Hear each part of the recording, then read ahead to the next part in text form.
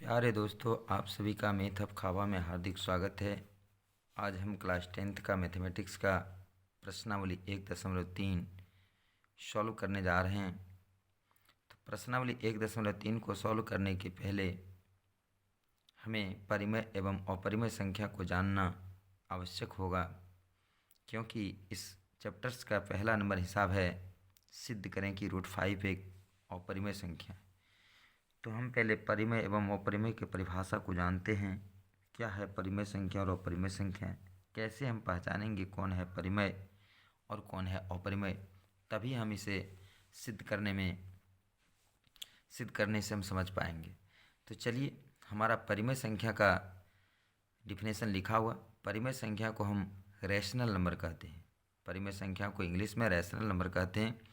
तो rational number किसे कहते हैं? तो वैसी संख्या जो P/Q के रूप में हो। जहाँ P एवं Q एक पूर्णांक संख्या हो उसे हम परिमेय संख्या कहते हैं। जैसे 1/2, 2/3, 3/5, 4/7, 0/8, 0/7, 0/5, -3/5, 4/-7 इत्यादि। अब देखिए, यहाँ पर शर्त दिया था कि Q का मान कभी भी शून्य नहीं हो सकता है और P एवं Q पूर्णांक संख्या है। तो यहाँ पर सब देखिए पूर्णांक है। 1, 2, 2, 3, 3, 5, 4, 7, 0, 8। पूर्णांक संख्या में धनात्मक भी होता है, ऋणात्मक भी होता है। देखिए यहाँ पर है ऋणात्मक, नीचे धनात्मक है, ऊपर धनात्मक, नीचे ऋणात्मक है। यानी शर्त दिया है कि Q 0 नहीं होना चाहिए। ठीक है। उसके बाद पूर्णांक संख्या में अब जहाँ आप जो लिख सकते हैं, आपकी मर्जी है। ठीक है। अब देखिए कि इसमें से भी कुछ का अंश 0 है, तो इसे हम लोग अलग नाम रखे हैं। ठीक है। इसे जो है परिमेय संख्या में अलग नाम रखा गया, शून्य परिमेय संख्या। कौन सा परिमेय संख्या? शून्य परिमेय संख्या। यानी परिमेय संख्या के तीन प्रकार होते हैं। परिमेय संख्या 3 प्रकार के होते हैं। शून्य परिमेय संख्या। शून्य परिमेय संख्या किसका कहते हैं? जिसका अंश 0 हो। जिसका अंश 0 हो, जिसका अंश शून्य हो, जिसका अंश शून्य हो। तब देखिए इसका कौन कौन सा अंश शून्य है? तो 0/3 है, 0/7 है, 0/5 है और 0/2 ले लीजिए इत्यादि। ये सब कौन सी संख्या है? शून्य परिमेय संख्या है। अब दूसरा होता है धनात्मक परिमेय संख्या। दूसरा क्या होता है? धनात्मक परिमेय संख्या। धनात्मक परिमेय संख्या किसको कहते हैं? जिसका अंश तथा हर दोनों धनात्मक हो। जिसका अंश तथा हर दोनों धनात्मक एवं ऋणात्मक, धनात्मक हो या तो ऋणात्मक, धनात्मक एवं ऋणात्मक हो, उसे धनात्मक परिमेय संख्या कहते हैं।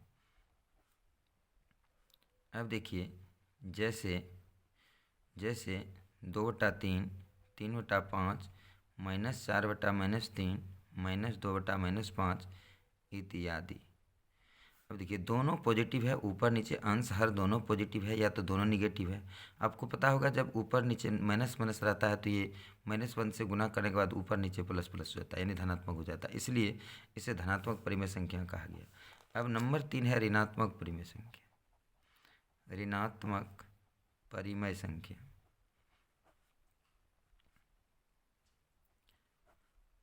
जिसका अंश एवं हर, जिसका अंश या हर में से कोई एक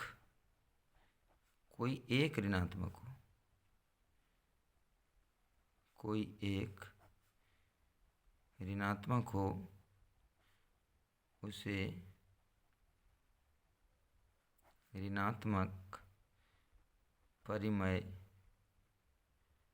संख्या, ऋणात्मक परिमेय संख्या कहते हैं। जैसे है 2/-3, -3/5, 4/-7, -3/2 इत्यादि। अब आप देखिए, चाहे तो नीचे माइनस है या तो ऊपर, यानी अंश या हर में से कोई एक ऋणात्मक हो तो उसे हम लोग क्या कहते हैं, ऋणात्मक परिमेय संख्या कहते हैं। ये था परिमेय संख्या के प्रकार। अब देखिए कि परिमेय संख्या का दशमलव प्रसार हमेशा शांत होता है। परिमेय ये ऑब्जेक्टिव में पूछा जाता है बिहार बोर्ड में, परिमेय संख्या का दशमलव प्रसार या तो शांत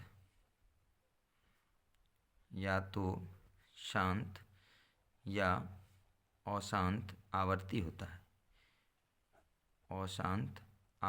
होता है। चलिए इसका भी कॉन्सेप्ट हम बता रहे हैं, ये हमने जो लिखा इसको भी समझा रहे हैं। जैसे आप ले लीजिए, जैसे 3/5 ले लीजिए, ये परिमेय संख्या है। जब इसका आप दशमलव प्रसार करेंगे, 3 में 5 से भाग देंगे तो 0.6 होगा और भाग का अंत हो जाएगा। कभी भी ये जो है आगे नहीं बढ़ेगा, यहाँ पर समाप्त हो जाएगा, पूरी भाग लग जाएगा। नहीं तो आप 3 से 5 में भाग दीजिए, 3 में 5 से भाग दीजिए, पहले 0 से भाग देना है, 3 हुआ, ये शेषफल है, दशमलव बैठाएंगे, 0, 5 छक्का 30 हो गया, पूरी कट गया। अब देखिए 1/3, इसमें अब 1 में 3 से भाग दीजिए, 1 में 3 से भाग दीजिए, 0, शेषफल हो गया दशमलव, 3 तिया 9, 1 आया, फिर दशमलव 1 0 देगा, 3 तिया 9, फिर 1 आया, फिर दशमलव 1 0 देगा। अब बताइए कि ये भाग का अंत होने वाला नहीं है, तो 0.33333 ये आता रहेगा, अनंत बार आता रहेगा, ये कटने वाला ही नहीं है। तो इसका नाम है शांत। इसका नाम क्या है? शांत। लेकिन ये कैसा है? अशांत है, और ये आवर्ती भी है। अशांत है, आवर्ती भी है। आवर्ती कैसे? तो यानी कि बार बार एक ही संख्या लौट रहा है। तो आवर्ती किसको कहते हैं? शांत दशमलव। और अशांत आवर्ती किसको कहते हैं? यानी जिसमें भाग पूरा लग जाता है उसे शांत कहते हैं, जिसमें पूरा भाग नहीं लगता है उसे अशांत कहते हैं। फिर आवर्ती यानी पूरा भाग ना लगे लेकिन कोई एक निश्चित, एक या एक से अधिक निश्चित संख्या क्रम से दोहराई जाए, एक या एक से अधिक निश्चित संख्या क्रम से दोहराई जाए तो उसे अशांत आवर्ती कहते हैं।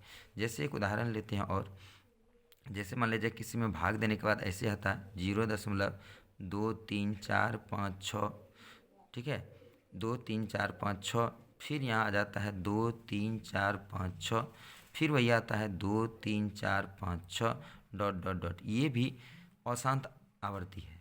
अशांत है लेकिन आवर्ती है। कौन सा संख्या बार बार लौट रहा है? यहाँ पर देखिए 23456, यानी 6 तक गया, फिर जो है 23456 आ जाता है, फिर 23456 आ जाता है। अब फिर यहाँ भाग देंगे तो इसको यदि हम आवर्ती में लिखते हैं तो क्या होगा? 2.0.23456, और इस पर क्या लगा देंगे? इसको आवर्त बोलते हैं, अंग्रेजी में रैकरिंग बोलते हैं। ठीक है, तो इस प्रकार से ये परिमेय संख्या का दशमलव प्रसार इसी प्रकार से होता है। तब परिमेय संख्या का डिटेल हम आपको बता दिए कि परिमेय संख्या का दशमलव प्रसार कैसा होता है। अब देखिए, जैसे मान लिया जाए ये हमारा कोई आपको कह देगा कि 0.3, ठीक है, इस पर आवर्त दिया है, इसे कहेगा पिवट क्यू के रूप में लिखिए। तो इसको हम कैसे लिखेंगे? इसको लिखेंगे 3/9। क्या लिखेंगे? 3/9। अब इसको आप कटा दीजिए, कटा के देखिए 3 तिया 9, 1/3। देखिए 1/3 का ही दशमलव प्रसार इतना आया है कि नहीं? देखिए 1/3 का ही दशमलव प्रसार इतना हुआ है, 0.3 पर आवर्त हुआ था। तो इसी तरह से यदि आप इसको भी P/Q के रूप में लिखना चाहेंगे तो ये P/Q के रूप में लिखा जाएगा। क्यों? ये परिमेय संख्या का दशमलव प्रसार है। ठीक है, ये क्योंकि दशमलव परिमेय संख्या का दशमलव प्रसार है, आप इसे P/Q के रूप में लिख सकते हैं। चलिए अब हम लेते हैं अपरिमेय संख्या। अब देखिए अपरिमेय संख्या है। अपरिमेय संख्या किसको कहते हैं? तो वैसी संख्या जो P/Q के रूप में व्यक्त नहीं किया जा सके उसे हम अपरिमेय संख्या कहते हैं। उसे हम अपरिमेय संख्या कहते हैं। जैसे होगा √2, √3, √5, √6, √7 इत्यादि। अब देखिए परिमेय संख्या में क्या लिखा है, थे एक वैसी संख्या जिसे पिवोटे क्यू के रूप में लिखा जा सकता है। लेकिन इसमें क्या लिखे कि वैसी संख्या जो पिवोटे क्यू के रूप में व्यक्त नहीं किया जा सके, लिखा नहीं जा सके, उसे हम अपरिमेय संख्या कहते हैं। जैसे √2, √3, √5, √6, √7। √2, √3, √5, √6, √7 का यदि आप दशमलव प्रसार करेंगे तो ये परिमेय नहीं होगा, ये क्या होगा, अपरिमेय होगा। अब देखिए अपरिमेय संख्या इसको हम पिवोटे क्यू के रूप में क्यों नहीं लिख सकते हैं, तो इसका जो दशमलव प्रसार होता है, इसका जो दशमलव प्रसार होता है वो अशांत अनावर्ती होता है। ठीक है, अशांत अनावर्ती कैसे होता है वो दिखा रहे हैं। अपरिमेय स्टार में ऐसा भी क्वेश्चन पूछा जाता है, अपरिमेय संख्या का दशमलव प्रसार, अपरिमेय संख्या का दशमलव प्रसार अशांत अनावर्ती होता है, अशांत अनावर्ती होता है। जैसे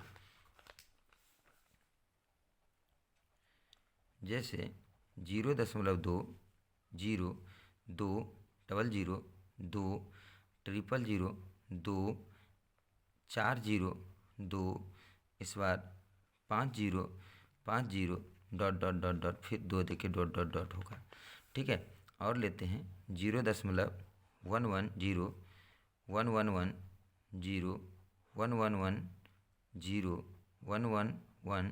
1 0, डॉट। तो इसे ही हम लोग कहते हैं और ये अशांत अनावर्ती, अशांत अनावर्ती। अब देखिए इसमें कि कोई भी निश्चित संख्या जो है क्रम से नहीं दोहराई गई है, इसलिए इसका नाम है अशांत अनावर्ती। और ये किसका दशमलव प्रसार होता है, तो अपरिमेय संख्या का ही दशमलव प्रसार होता है। इसलिए जो है इसको हम पिवोटे क्यू के रूप में कभी लिख नहीं सकते हैं।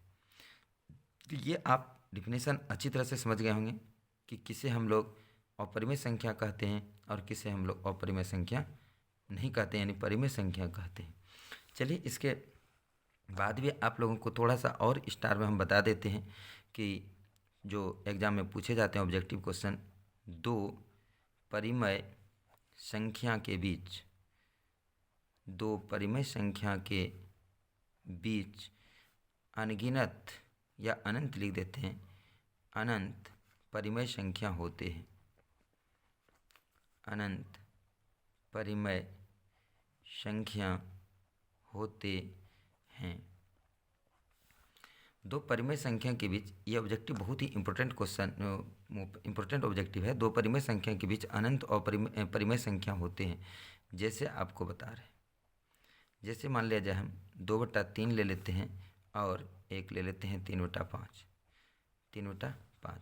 अब देखिए इसके बीच में अनंत कैसे होगा, तो देखिए 2/3 को 5 से ऊपर नीचे गुना कर दीजिए और 3/5 को ऊपर नीचे 3 से गुना कर दीजिए, तो ये कितना हो जाएगा 10/15। और ये 3 तिया 9 ही होता है ना, 9/15। अब इसके बीच में फिर आपको जितना निकालना है उतना से आप गुना कर दीजिए। जैसे मान लिया जाए दोनों का हर बराबर हो गया, 8 से इसको गुना कर दीजिए, इसको भी 8 से गुना कर दीजिए। 10 8 कितना हो जाएगा 80, और 15 8 20 से 9 8 72 और बटा कितना हो जाएगा 120। अब देखिए इसके बीच में क्या होगा, 80 के पीछे क्या होता है, 80 के पीछे होता है 79/120, 79 के बाद क्या होता है 78/120, फिर क्या होता है 77/120, फिर क्या होता है 76/120, फिर क्या होता है 75/120, फिर क्या होता है 74/120, फिर क्या होता है 73/120। अब देखिए यहाँ से 1 2 3 4 5 6 7 8, 1 2 3 4 5 6 7 8 निकला, 80 80 और यहाँ पर हो गया 72,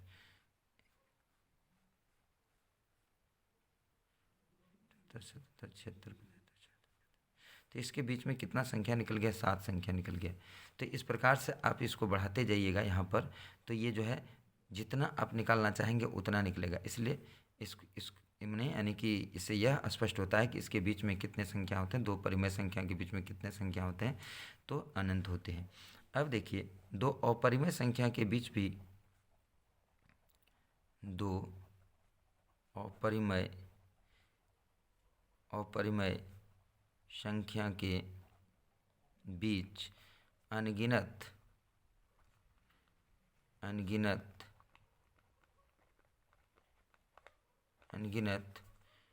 अपरिमेय संख्या होते हैं।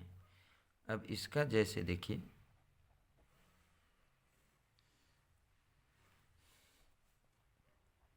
0.20200 ऐसे था। अब एक और ले लेते हैं, 0.30300, इसके बीच में देखिए, इसके बीच में देखिए यहाँ 20 है और यहाँ पर 30 है। तब इसके बीच में हम क्या लिख सकते हैं? 0.21, फिर 21 हो जाएगा, ठीक है। फिर 210, फिर क्या होगा? 2100, 21000, और हम यदि लेंगे तो 220, 2200, ये देखिए 30 से कम है ये। फिर 22, 2210, 2220, 2230, डॉट डॉट डॉट। इसके बीच में भी आप बढ़ते जाइए तो इसी प्रकार से आप बढ़ाते जाइएगा तो इस दोनों के बीच में भी अनगिनत अपरिमेय संख्या होते हैं, ठीक है। तो ये था परिमेय एवं अपरिमेय संख्या का कॉन्सेप्ट। चलिए अब आपको प्रूव करके दिखाते हैं √5 एक अपरिमेय संख्या। चलिए अब हम प्रूव करते हैं कि √5 एक अपरिमेय संख्या है। तो √5 एक अपरिमेय संख्या है, लेकिन इसे हम अपरिमेय प्रूव करने के लिए पहले हम इसको परिमेय मानेंगे। क्या मानेंगे? माना कि √5 एक परिमेय संख्या है, एक परिमेय संख्या है।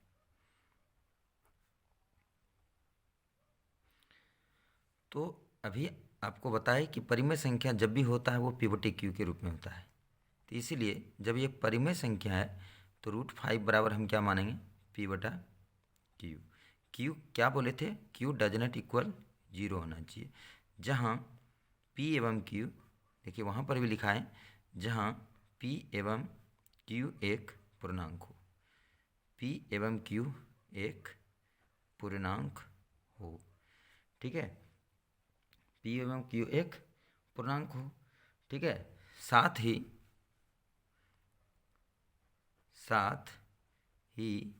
P एवं Q में एक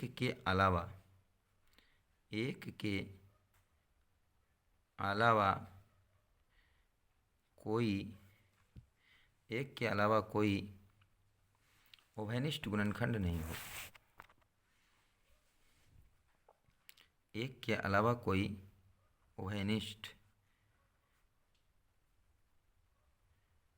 उभयनिष्ठ गुणनखंड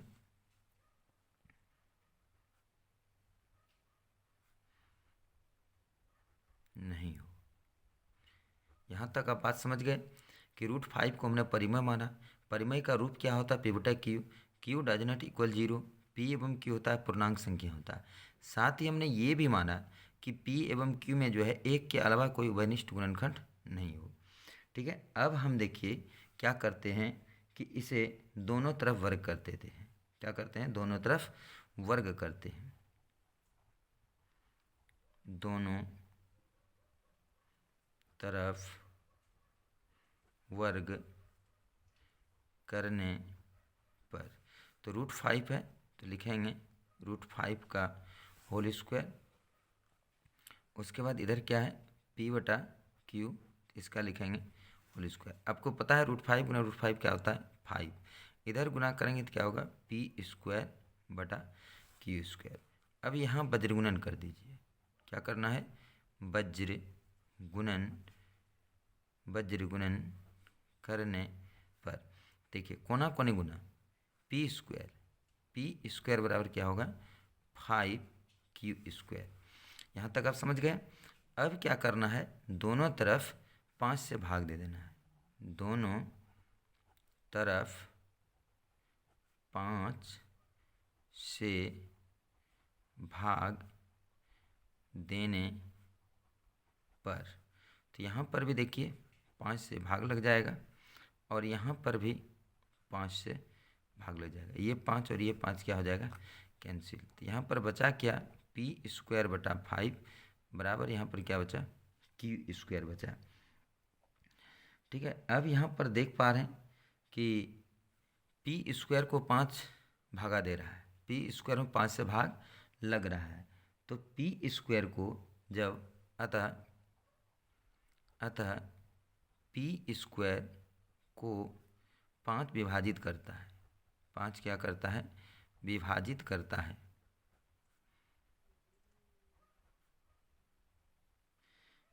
इसलिए p² को 5 विभाजित करता है, इसलिए p को भी 5 विभाजित करेगा। p को भी 5 विभाजित करेगा। अब इसको जरा समझाते हैं। क्या कहता है? p² को जब 5 विभाजित करता है तो p को भी 5 विभाजित करेगा। चलिए इधर हम दिखा रहे हैं कि मान लिया जब 5 में 5 से भाग लग रहा है, 5 में 5 से भाग लग रहा है तो 5 का भी स्क्वायर कर दीजिए। 5 का स्क्वायर कितना होता है? 25। 25 में भी तो 5 से भाग लग रहा है, 5 में 25। तो यहाँ पर p² ये हो गया p और ये हो गया p²। तो p बराबर हम 5 लिए, तो 5 में 5 से भाग लग रहा है तो p² 25 हो गया। 25 में भी तो 5 से भाग लग रहा है, 5 में 25। ठीक है। और उदाहरण आप ले सकते हैं, इसको छोड़ के भी लिख सकते हैं। कोई भी संख्या आप ले लीजिए, जैसे 4/4 ले लीजिए, यानी ये p हो गया। तो 4 का स्क्वायर कर दीजिए, यानी p² 4 चौ कितना हो जाएगा? 16 में भी तो 4 से भाग लग रहा है। तो इस प्रकार से कोई भी संख्या आप ले सकते हैं। तो जब p² में 5 से भाग लगेगा, यानी किसी के वर्ग में भाग लगता है, तो उस स्वयं में भी उसमें भाग उस संख्या से लग जाएगा। तो यहाँ पर p² को 5 विभाजित करता है, तो इसलिए p को भी 5 विभाजित करेगा। अब देखिए यहाँ तक हो गया। अब हमें दिखाना कि q में भी 5 विभाजित होता है क्या, ये बात हमें देखना है। ठीक है। तो अब जो है हम मान लेंगे।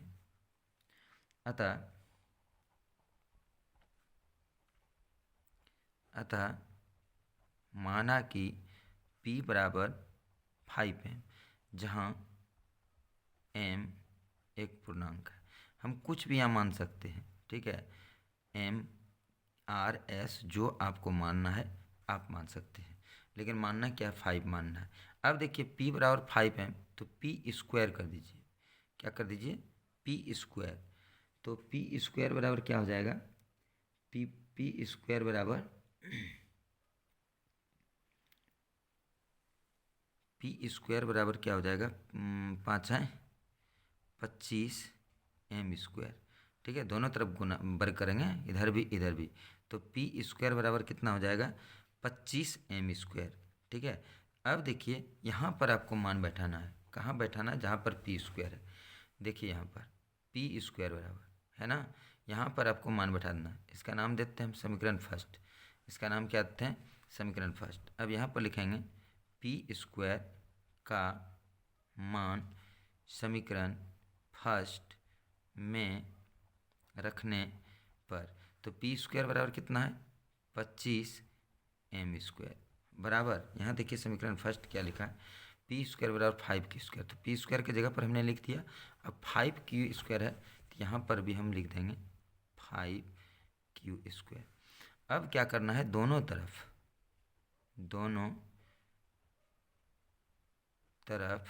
कितना से भाग दे देना है? 25 से भाग देने पर। तो यहाँ पर देखिए क्या हो जाएगा?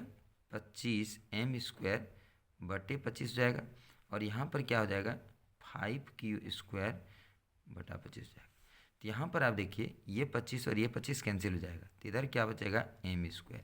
इधर देखिए कटाइए, 5 हैं 25, इधर क्या बचेगा Q² बटा 5, m² बराबर Q² बटा 5। अब आप यहाँ पर देख पा रहे हैं कि यहाँ पर Q² में 5 से भाग लग रहा है, Q² में 5 से भाग लग रहा है। तो अब यहाँ लिखेंगे अतः Q² को 5 विभाजित करता है, Q² को 5 विभाजित करता है, इसीलिए Q को भी करेगा। अब यहाँ तो समझाने की ज़रूरत नहीं है, पीछे ही समझा चुका हूँ कि जब P² को 5 विभाजित किया था, P को भी क्या था, उसी प्रकार Q² को 5 विभाजित करता है, इसलिए Q को भी 5 विभाजित करेगा। अब देखिए हमने जो मान के चला जस्ट उसका विपरीत आ गया। हमने माना था ऊपर में कि P एवं Q में एक के अलावा कोई उभयनिष्ठ गुणनखंड नहीं होगा, लेकिन यहाँ पर हम क्या देख रहे हैं, देखिए यहाँ पर आप लिखे हैं कि P एवं Q एक पूर्णांक है, साथ ही P एवं Q में एक के अलावा कोई उभयनिष्ठ गुणनखंड नहीं है। लेकिन यहाँ पर आप देखिए कि P² को 5 विभाजित कर रहा है, P² को 5 विभाजित कर रहा है, और फिर Q को भी 5 विभाजित कर रहा है, यानी एक के अलावा तो एक उभयनिष्ठ गुणनखंड 5 भी है। यानी हमने जो माना था वो माना हुआ गलत हो गया। हमने जो माना था कि P एवं Q में एक के अलावा कोई उभयनिष्ठ गुणनखंड नहीं होगा, तो यहाँ पर तो एक उभयनिष्ठ गुणनखंड 5 आ गया।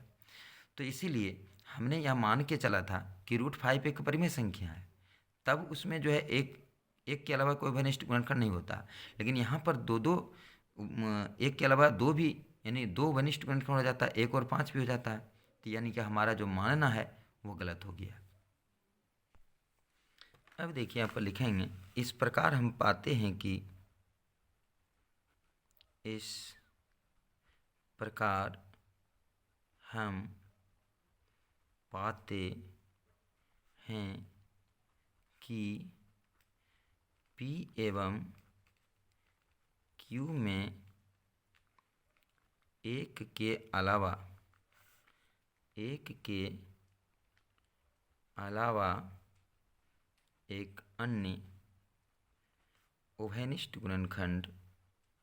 एक के अलावा एक अन्य उभयनिष्ठ गुणनखंड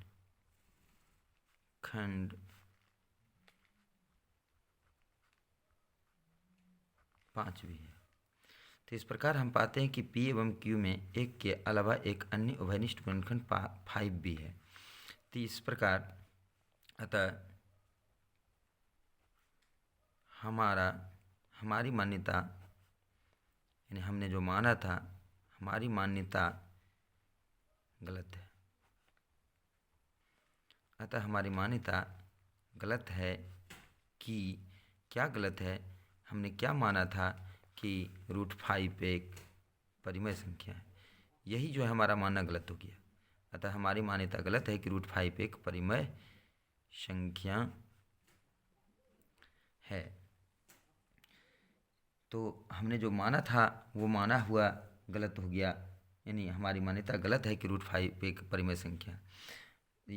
इससे स्पष्ट होता है, इससे स्पष्ट होता है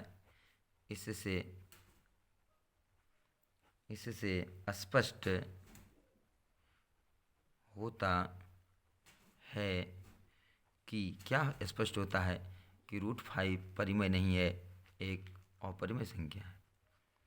√5 एक कैसा संख्या है, अपरिमेय संख्या है, और ये हो गया प्रूव्ड। बस दोस्तों, कैसा आपको लगा आप हमें कमेंट बॉक्स में अवश्य लिखकर भेजिएगा। पूरी वीडियो को शुरू से अंत तक देखिएगा, हमें लगता है कि बहुत ज़्यादा आपको कॉन्सेप्ट मालूम हो जाएगा। और यह क्वेश्चन हर साल पूछा जाता है, प्रत्येक साल पूछा जाता है, चाहे √5 पूछे, √2 पूछे, √3, सब एक ही टाइप से बनता है।